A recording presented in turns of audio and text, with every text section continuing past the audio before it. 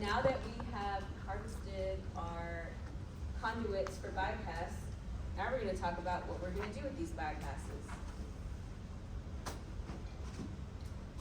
So we're gonna talk about post-op assessment of these grafts and stents, above and below inguinal grafts, follow-up surveillance, how to scan bypass grafts, interpretation criteria for these grafts. We're also going to talk about lower extremity stents and the imaging protocol for stents. So immediately post-op, you're going to get patient history, surgical record if it's available, to find out what type of graft the surgeon used, where is the graft located, and are there any stents. So there are different types of intervention for lower extremities. We have bypass grafts, which are synthetic, or they can be autogenous vein grafts. So the synthetic grafts are favored in the abdomen and the thigh, but not usually below the knee. Below the knee, usually they will use vein grafts because there's a lot of bending of the knee, so the synthetic grafts don't usually hold up that well. So synthetic grafts, you have two different kinds, polytetrafluoroethylene, or PTFE, and Dacron. PTFE is a form of Teflon. And autogenous vein graft just means that it comes from the patient's own veins. Also, percutaneous angioplasty can be done in a patient to restore blood flow. Basically, a stent with a balloon goes in and it's inflated and it widens that artery. Stents are small mesh-like tubes that keep the artery open. So reasons to use bypass grafts, if there's significant ischemia in the event of an occlusion, to bypass that occlusion, and it's going to restore circulation to the distal parts of the leg, and it helps to prevent limb loss or amputation. Okay, so let's talk about inflow grafts above the leg, above the inguinal ligament. So there's three types of bypasses that are used suprainguinally above the groin. The first one is an aortobifemoral, or it can also be aortoiliac if the distal end is attached to above the inguinal ligament. So usually the aortobifemoral grafts are from the aorta to the common femoral, or from the aorta to the distal iliac. So that bypasses a diseased aorta and or an iliac artery. So in these types of patients, you might notice scars at the umbilicus and one scar in each groin area. The next type is a femoral bypass graft, or a jump graft. So that's usually used to bypass a single iliac artery. So flow should be going from the asymptomatic normal leg to the diseased leg. So that the good leg is going to supply both of the legs in that scenario. And you may notice a scar on the patient in each groin area. The next type is an axillary to femoral graft. It's also used in conjunction with a femoral bypass. So basically this type of graft is going to bypass the abdominal aorta. The proximal anastomosis, the site where it's sewn in at the top, is at the axillary artery, and it goes to the distal external iliac or to the common femoral. This type of graft is usually the PTFE synthetic graft, and the FEM bypasses the iliacs. So these are used in conjunction to bypass the aorta and then to bypass the iliacs. So for aortic iliac disease. Would they do that for like claudication? So claudication is a symptom of the disease. This is done for severe stenosis, which could cause claudication, or for a complete occlusion. But claudication really is just a symptom of that disease.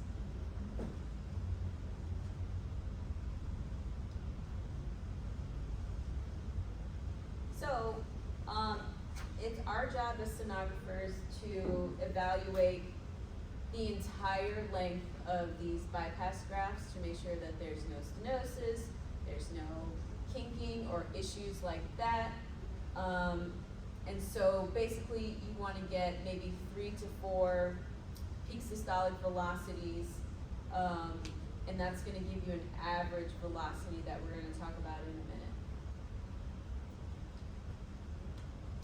So synthetic grafts are preferred for inflow disease, so aortoiliac disease, because those grafts tend to last longer in that area, and also because of availability of those types of grafts and other factors like cost and consistency, standardization, things like that.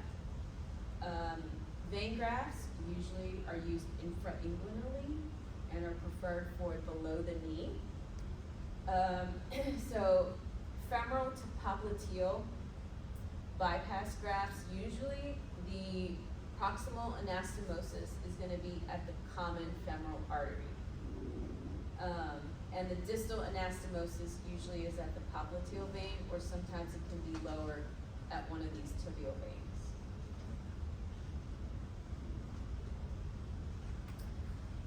So for below inguinal grafts, we have PTFE again. So below the growing synthetic and superficial veins are both used for bypass. PTFE is common to use with a common femoral artery to distal superficial femoral artery or popliteal artery graft.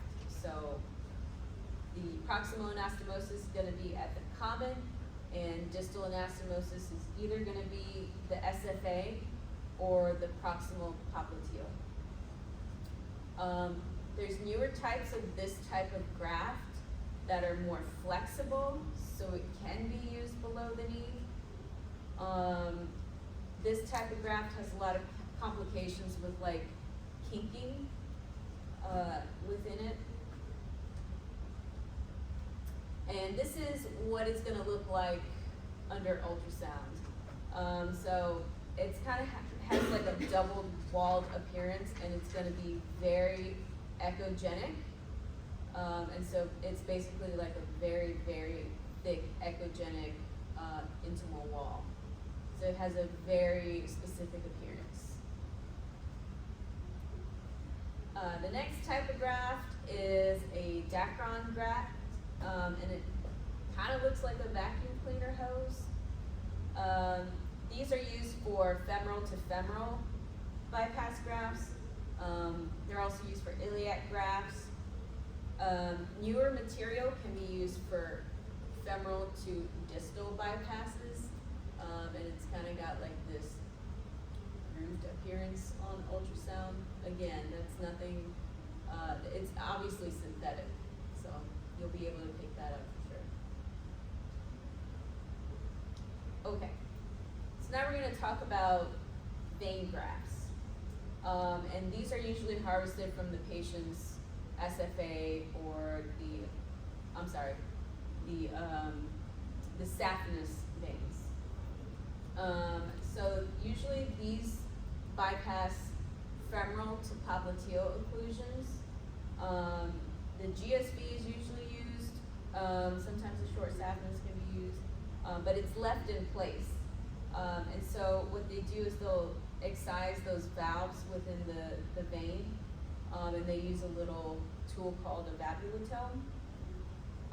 Also, why it's important during the vein mapping procedure to mark the perforators is because those those veins are gonna be ligated during this procedure. So proximally, the graft is gonna appear superficial, and then it goes deep as it courses towards the SFA. The proximal anastomosis usually is at the common femoral, but it can be at the profunda or the proximal SFA. And the distal anastomosis usually is at the distal PTA. Sometimes it can be the ATA, but usually it's the PTA. Okay, so this is a valvulotome, and it's used to cut and remove the valves so that blood can flow down the vessel. Otherwise, if you leave those valves, the blood can't flow through. So the bigger end of the GSV is anastomosed to the larger artery proximally, and that's the inflow artery. And the smaller end is anastomosed to a smaller tibial artery, which then becomes the outflow artery. So you have your inflow artery, and then the bypass, and then your outflow artery. Okay, so on the left here, we see an occluded SFA, and this is pre-op. Post-op, they've taken this GSV, attached it to the common femoral, and rerouted it past this occlusion to the distal SFA, and that's your distal anastomosis. So proximal anastomosis at the common femoral, bypassing the SFA occlusion, and then anastomosed to the distal SFA.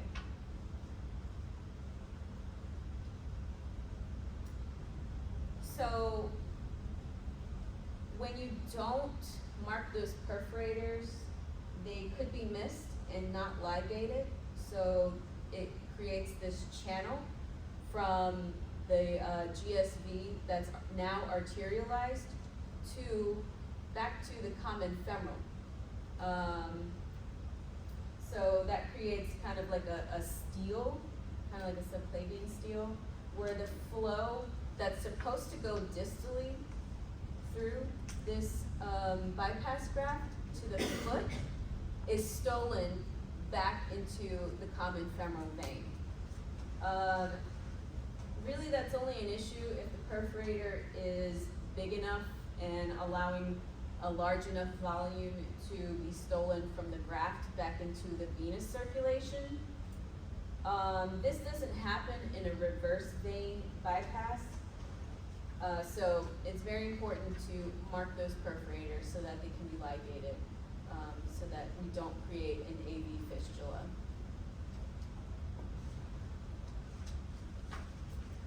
Okay, so let's talk about reverse vein bypass grafts.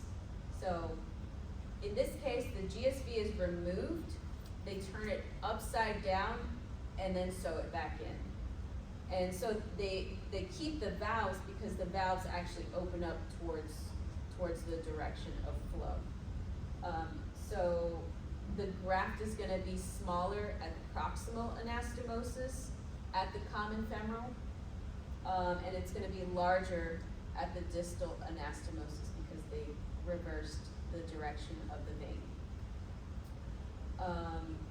Intimal hyperplasia has less of an effect on the distal anastomosis with this method.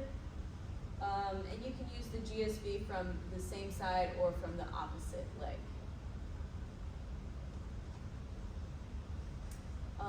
Other autogenous vein grafts include veins and arteries, cadaver vessels, also the short saphenous vein can be harvested. They can use the basilic and the cephalic, but remember those veins are kind of short, so they really only use those for short segment bypass. Okay, so in all vein grafts, intimal hyperplasia can cause stenosis of the bypass. Kinking and twisting can also be problems, and also, you know, if they don't fully excise all of the valve leaflets, it can also cause a stenosis. And so that's kind of what we're seeing here.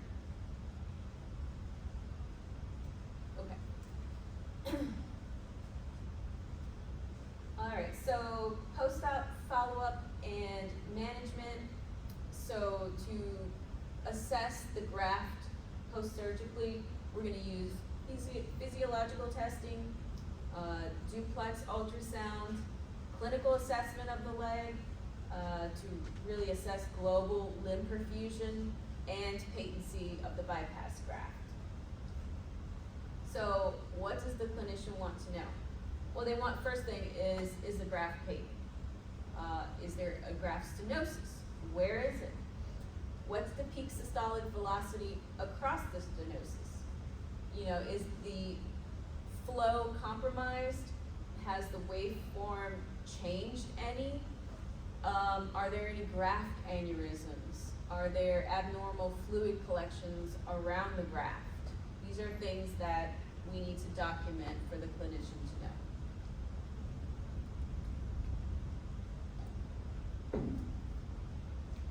So 20 to 30%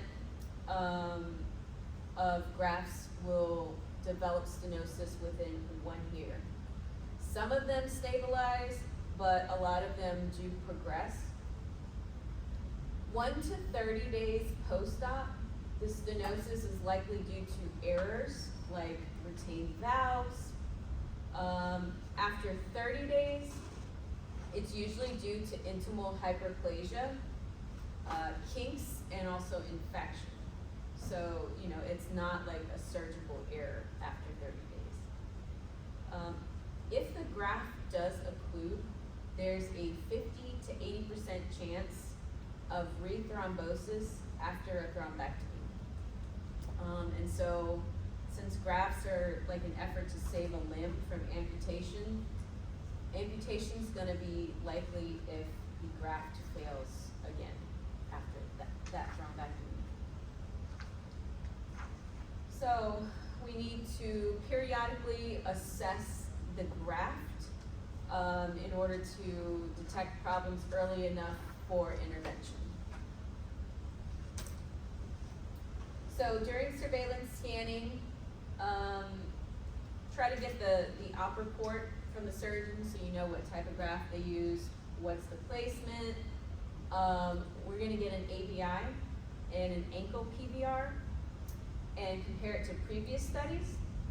So a drop of 0.15 from the previous exam is suggestive of progressive graft stenosis.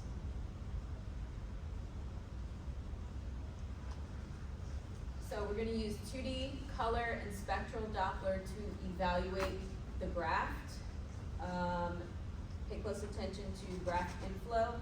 So that's the artery supplying the blood to the graft. And the anastomosis, because the anastomosis sites are notorious for developing problems.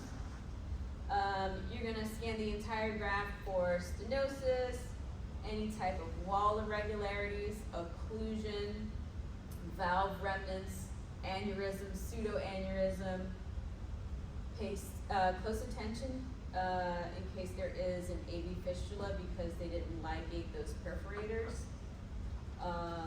So these are all things to keep in mind when you're scanning the graft. So, like I said, it's important to check the anastomosis sites proximally and distally for stenosis or defects. Vein grafts are notorious for developing intimal hyperplasia because of the shear stress of the arterial flow on that thin vein wall. Intimal hyperplasia is the most common cause for restenosis. That is very important to know. Intimal hyperplasia is the most common cause for restenosis. So after you assess the graft inflow and the anastomostic sites, you're going to assess the outflow vessel. So that's the vessel that the flow is going out through. Then you're going to look for things like hematomas or seromas. These are fluid accumulations that could compress the graft. And assess the profunda origin for patency to make sure there's no issues there. So here's an example of intimal hyperplasia. And you can see that this wall is getting pretty thick and it's encroaching on this arterial lumen, and that's gonna cause a stenosis if it progresses. And again, intimal hyperplasia is the most common cause of restenosis.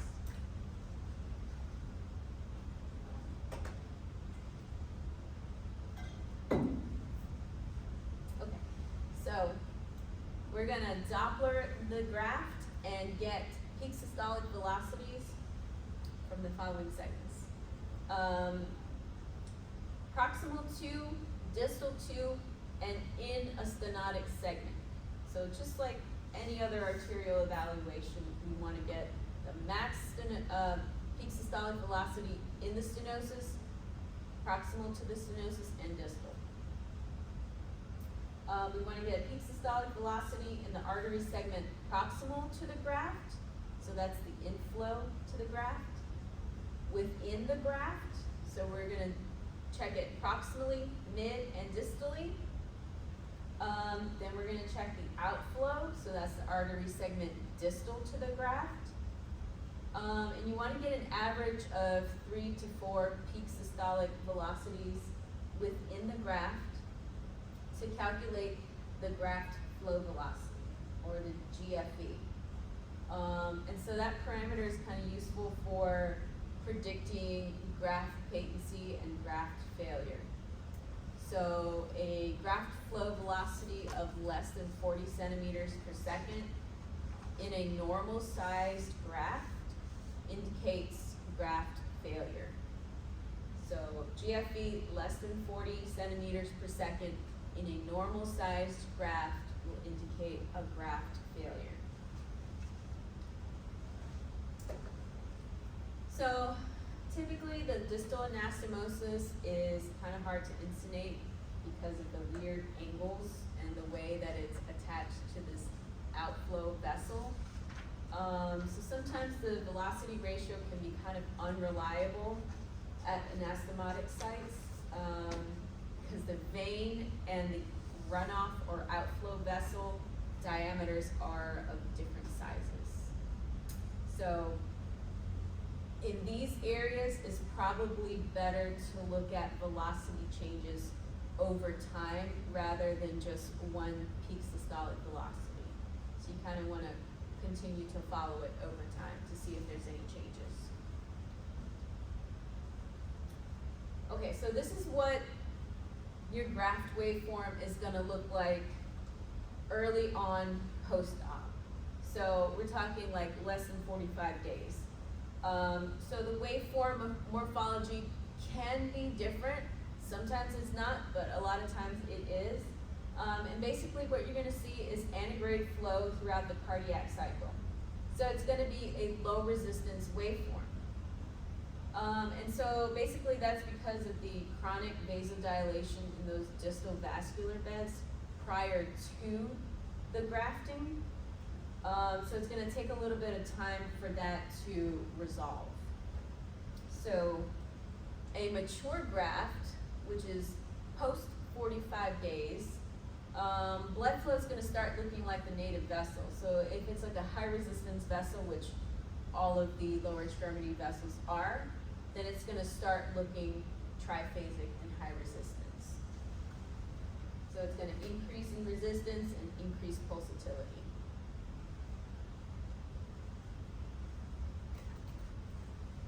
Okay. So, vein graft stenosis. We're going to use color Doppler to identify the area of stenosis. Then we're going to measure velocities with spectral Doppler. And in this image, you can see like they called it a color buoy. So basically, as the flow is going through that stenotic segment, the energy is being released, and the tissue distal to that stenosis is kind of vibrating, causing this mosaic buoy distal to the stenosis. So you see something like that, you should probably Doppler it. And so they did Doppler it, and the peak systolic velocity they got was 775 centimeters per second. That's pretty high. That's pretty high, so I would say that's severe stenosis. And you can kind of see these valve remnants here on that graft, and that's what's causing that stenosis. So that's what I'm saying, you have to evaluate the whole graft to see things like this and document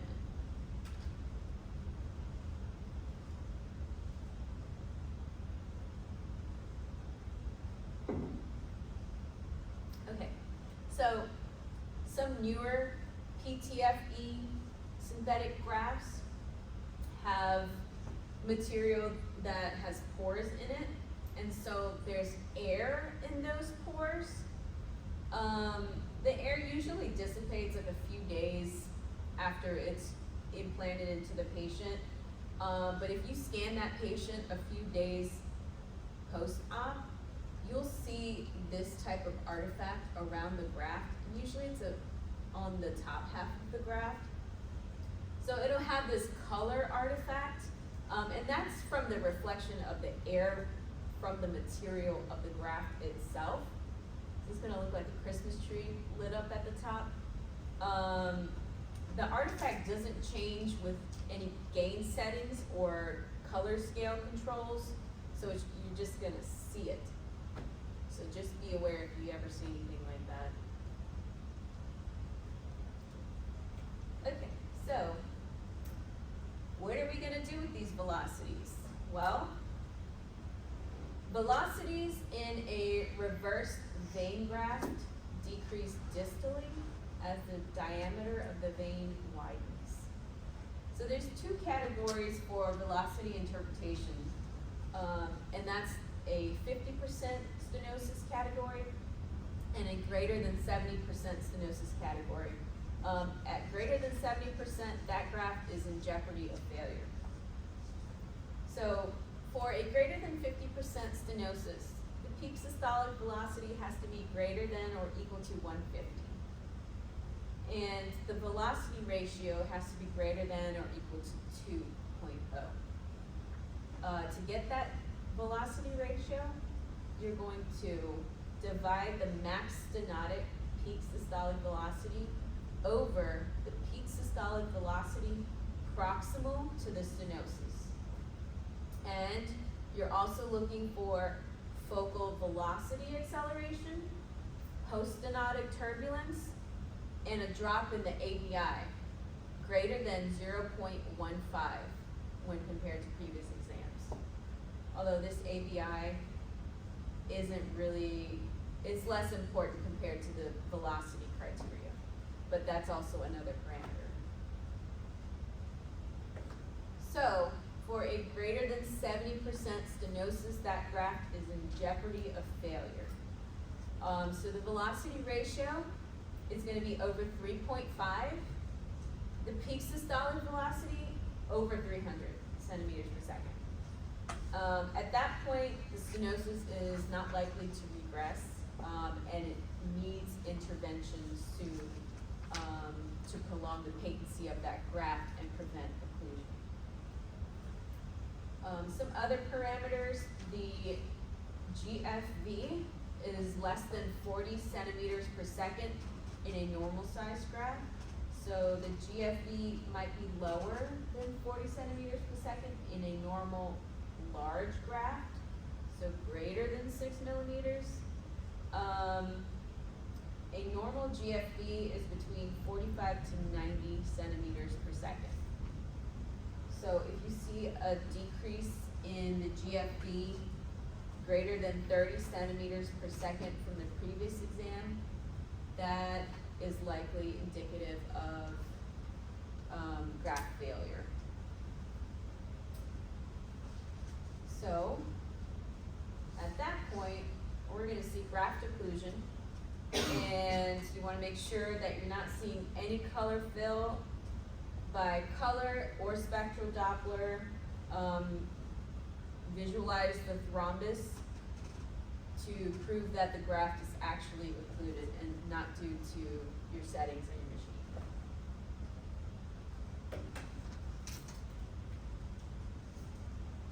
machine. Any questions before we move on to stents? Okay, good. stents are really exciting. They're, they're used in combination with percutaneous angioplasty.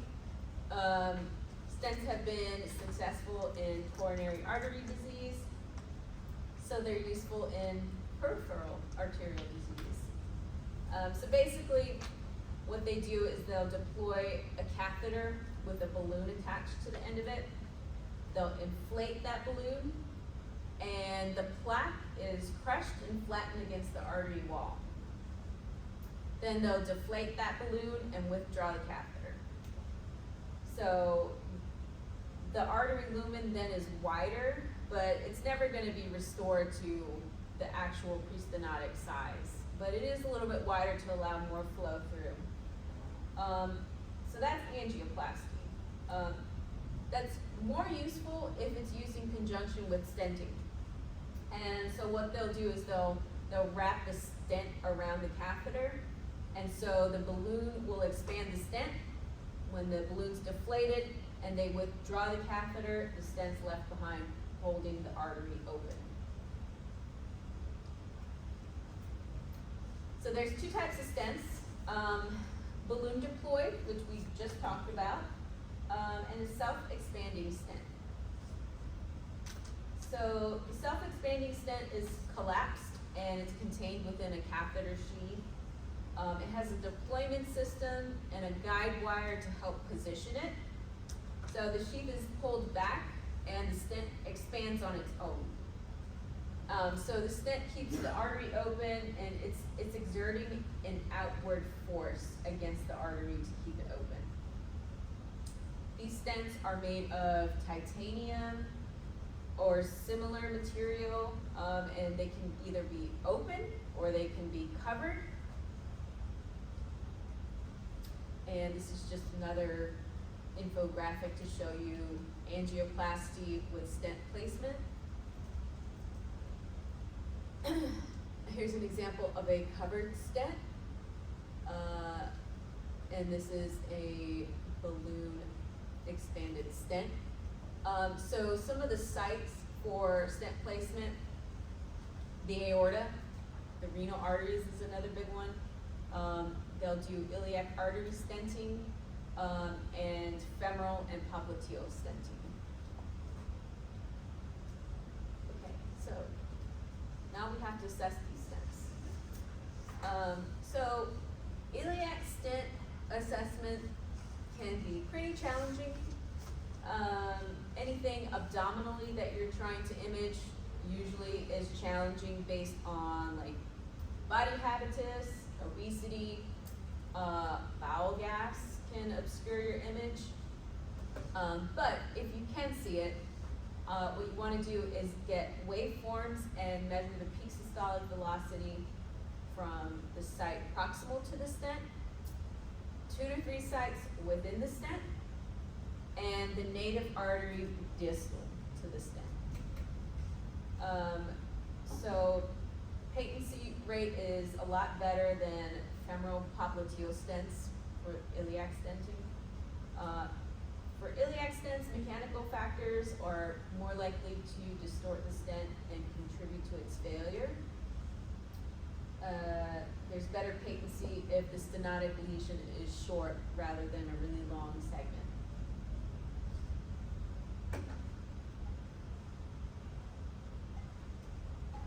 Okay, so for femoral popliteal stents, it's good to know the surgical history, what type of stent it is, covered, uncovered.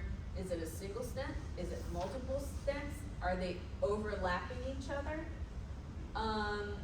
We're gonna get APIs or other kind of physiologic testing to kind of see global perfusion. However, do not take any blood pressures with a cuff directly over the stent. So it's a good idea to know the stent location. So duplex imaging protocol, we're going to do 2D imaging of the entire stent. Also, we're going to evaluate it with color in longitudinal and transverse. Spectral Doppler, like I said, record the peak systolic velocity in the inflow artery, the outflow native artery, and multiple points within the stent. Find the maximum stenosis if there is one. And also get the proximal SFA velocity because you're going to calculate a velocity ratio.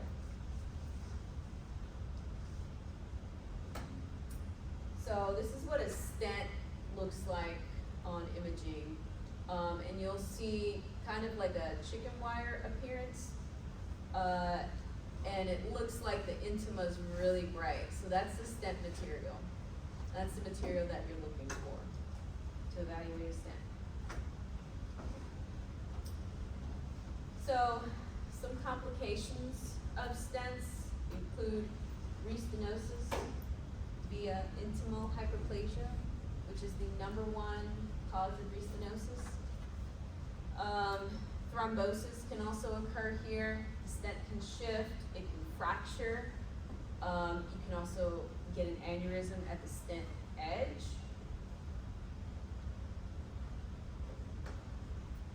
So, peripheral stent criteria, we're going to get a post-op peak systolic velocity within the stent and use that for serial follow-up exams. So it's very important to scan the patient immediately post-op, so you have that as a baseline, peak systolic. So this table gives us parameters for stent restenosis. So 50 to 79% stenosis, the peak systolic velocity is going to be over 190, and the velocity ratio is going to be about 1.5. Greater than 80% stenosis is greater than 275 centimeters per second, and the velocity ratio is 3.5. So how do you calculate the velocity ratio? How do you calculate any velocity ratio? It's the max peak systolic velocity in the stenosis over the max peak systolic velocity proximal to the stenosis. Exactly. Maximal peak systolic velocity in the stent divided by the proximal SFA velocity. Okay. Case study. So, here you see a bypass graft. So, here's the common femoral artery. This wasn't labeled, but I'm guessing this is the SFA. And here's the bypass graft up at the top. So, what do you notice on the color? What's going on there? Turbulent flow. So this would be the proximal anastomosis. And remember how I said the proximal anastomosis is the site where you get the most problems, like stenosis or anything like that. So this is a common femoral to ATA bypass graft. So likely they're bypassing an SFA occlusion or maybe a high-grade SFA stenosis. So the peak systolic velocity in the common femoral before the bypass graft is 315 centimeters per second. This is before the graft. And the SFA distal, they got a peak systolic velocity of 61. Is this a normal waveform? No. No. So it's monophasic. So if they routed the graft from the common femoral down to the ATA, how are we getting flow in the distal SFA? Where's that flow coming from?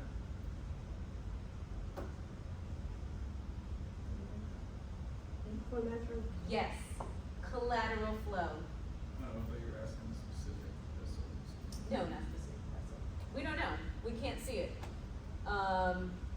Unless you trace it up to find the collateral inflow. So yeah, that's coming from collateral flow. So that distal flow is reconstituted at some point. So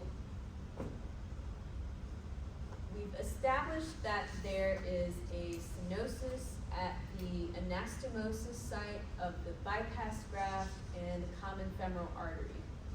So these are the waveforms in the ATA. So this is the graft anastomosis to the proximal ATA. So here's the graft, and here is the ATA at the calf. So why are the waveforms monophasic this far distally?